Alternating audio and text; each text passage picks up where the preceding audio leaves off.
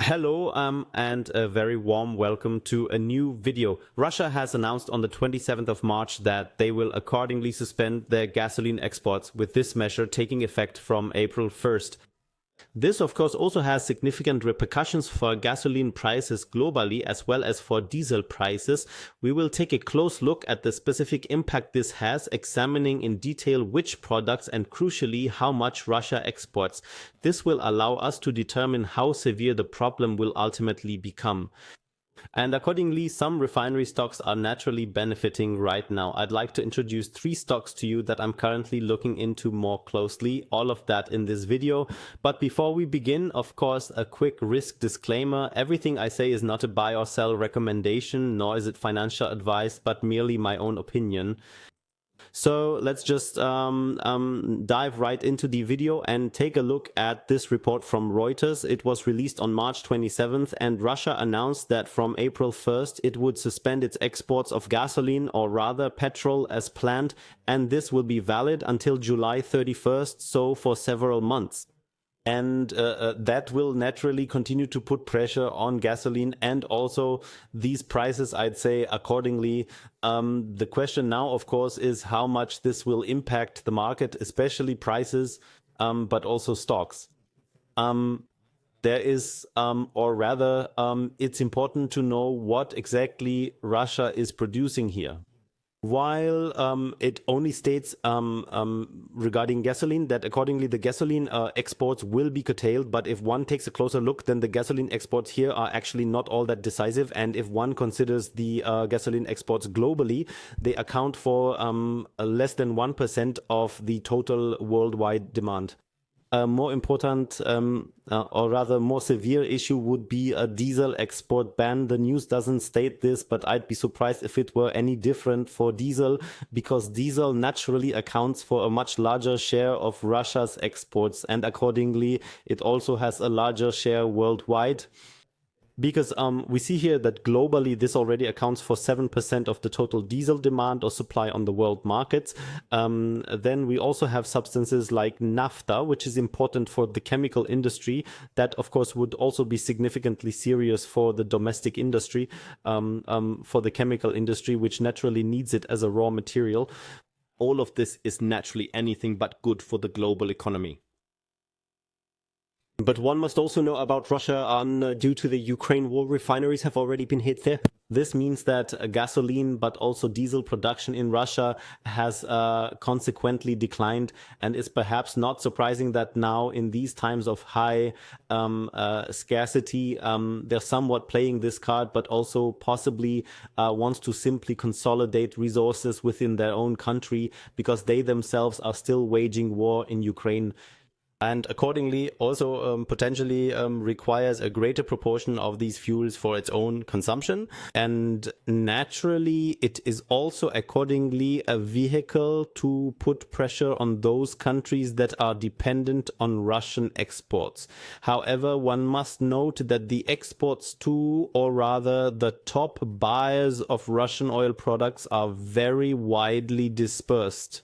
The largest customer is actually Turkey, accounting for 26% of exports. This naturally hits Turkey quite hard as a result. After that comes China, although I can certainly imagine that China could also be appropriately exempted from this ban. Brazil and also Singapore are then the subsequent countries, and the rest is then divided among the remaining 41%.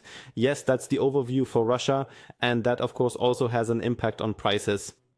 We see here, for example, this is the gasoline futures contract. That, of course, has, with the Iran war, and even prior to that point, it significantly increased, or rather, it truly began to rise. And we're seeing now that we're about to reach these all-time highs from May 2022 during the Ukraine war. And that would actually be a price level that we have never seen before, or rather, if the oil price then rises towards $150. And that's also the danger we certainly see if the Houthi rebels get involved here. I don't have the link right now. Then that could, of course, also put further pressure on oil prices and then naturally on gasoline prices.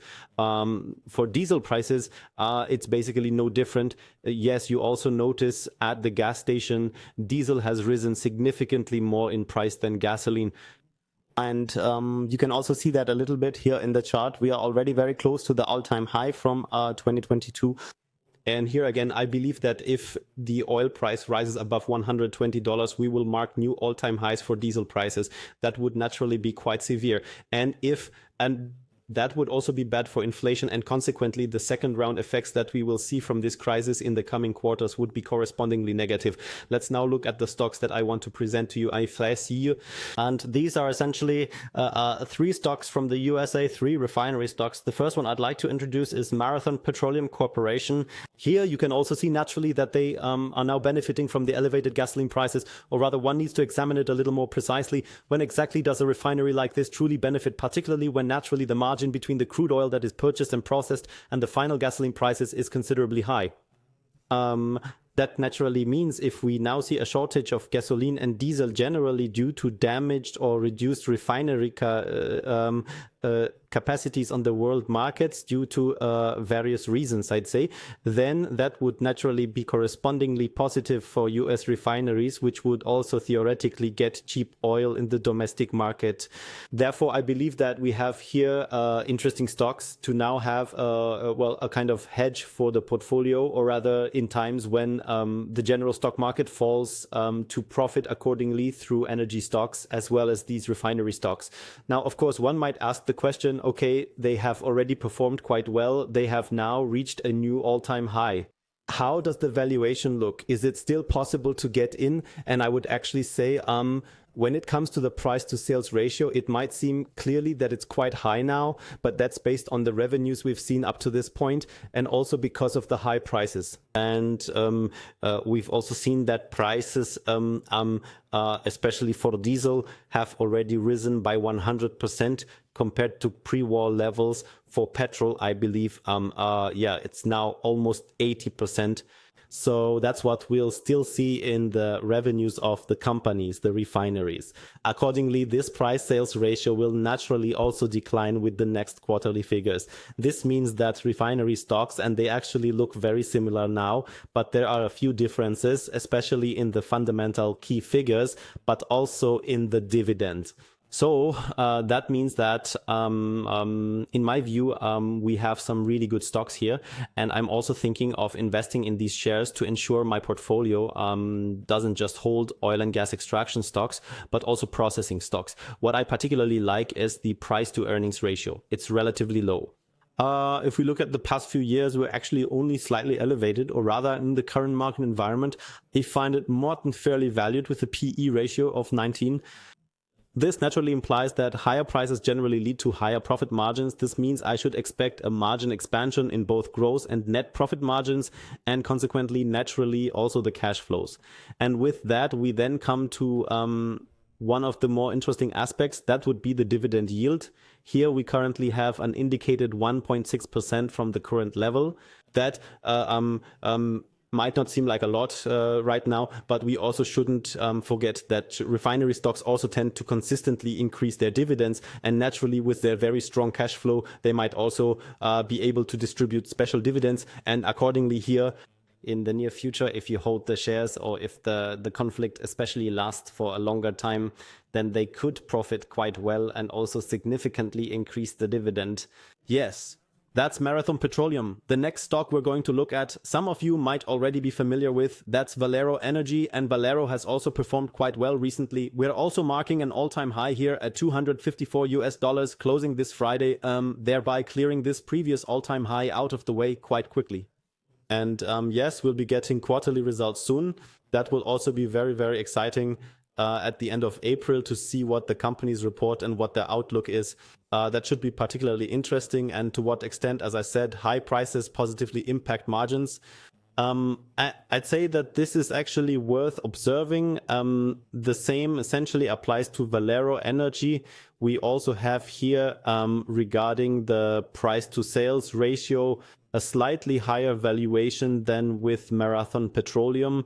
We're not just seeing this now here when we compare it to history, that we already have an all-time high valuation for the price to sales ratio, but also nominally it is proportionally higher. If we normally in times of peace are at a price to sales ratio of around 0.35, we are currently at 0.63. That is already quite a bit elevated. The PE ratio is actually a bit higher compared to Marathon, and that's where I really see the differences, where you can then consider, okay, do I want to buy a stock now that is tendentially already valued higher with a PE ratio of 33, or do I rather play the scenario that Marathon Petroleum with a PE ratio of 18 accordingly, it's possibly more favorably valued and also has catch-up potential here, or to put it another way, that Marathon Petroleum has greater potential to perform better in the coming weeks than perhaps Valero. Otherwise, the free cash flow should, as mentioned, also see an increase here, just like the net margins, net profit margins. Let's take a look at the dividend, and here we have the dividend yield. We can briefly check that. The index yield stands at 1.9%, and here essentially we see a very similar picture. We've seen continuous dividend increases, even if they haven't been quite as steep. But as I mentioned, I firmly believe that we will clearly observe these dividend increases in the upcoming quarters. This is a stock that you can definitely put on your watch list, just like the next stock I'm considering, which is actually particularly exciting, especially for reasons of its profitability. We're seeing this now, especially in the free cash flows, which have already increased significantly. This means we have a very, very good basis where Phillips 66 starts at a significantly higher price level, and the valuation is actually still quite moderate, especially when we consider its history. It's more like Marathon Petroleum. We still have some upside for all-time high valuations. And don't forget, as I said, due to high revenues, due to higher prices, the price to sales ratio here should also become lower again with the next quarterly figures. Yes, I particularly like the price to earnings ratio. As I said, we've seen another significant jump in profitability in the latest quarterly results. If this level can be maintained, it's naturally a very, very good starting point. Accordingly here, that one can still achieve a solid double-digit percentage profit or share price return with the stock in the coming period. And what I also particularly appreciate, besides of course the fundamental metrics and the valuation, is that perhaps only the debt level is one aspect that's currently a bit weaker compared to the other stocks. But what I find quite good is especially the dividend. We have an index dividend yield of 2.7% there. That's already quite a lot, and therefore also the highest dividend yield of the three stocks we've just looked at.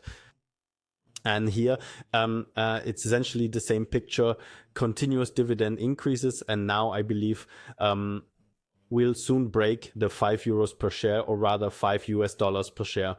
Well, those were in essence my three refinery stock picks. To be honest, if I had to choose a single favorite, I would actually go with Phillips 66 right here. And I'll be taking a much more detailed look at that one over the course of the weekend. The video, I'm not yet sure exactly when it will be released, is of course available earlier for channel members.